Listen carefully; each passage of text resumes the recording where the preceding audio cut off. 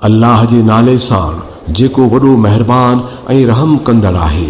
ऐं ईमान आणण वारो अल्लाह ऐं संदसि रसूल खां अॻुरा न थियो ऐं अल्लाह खां डिॼो। अल्लाह सभु कुझु ॿुधंदड़ ऐं ॼाणंदड़ आहे। ऐं ईमान वारो पंहिंजो आवाज़ नबीअ जे आवाज़ खां मथ भरो न करियो ऐं न की नबीअ सां ॾाढिया ॻाल्हायो जीअं पाण में हिक ॿिए सां ॾाढिया ॻाल्हाईंदा आहियो।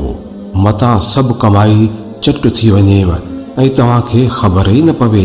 जेके माण्हू अल्लाह जे रसूल वटि ॻाल्हाईंदे पंहिंजा आवाज़ जका था कनि उहे ई आहिनि जिन जे दिलनि खे अल्लाह तक़वा लाइ जाचे परखे छॾियो आहे।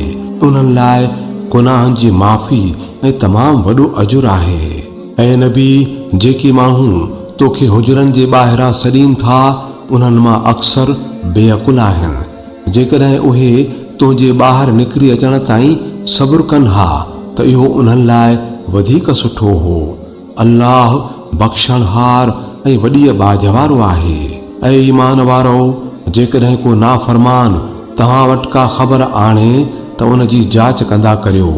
किथे ईअं न थिए जो तव्हां अणॼाणाईअ में किन माण्हुनि खे नुक़सान पहुचाए वेहो ऐं पोइ पंहिंजे किए ते पिशेमान थियो।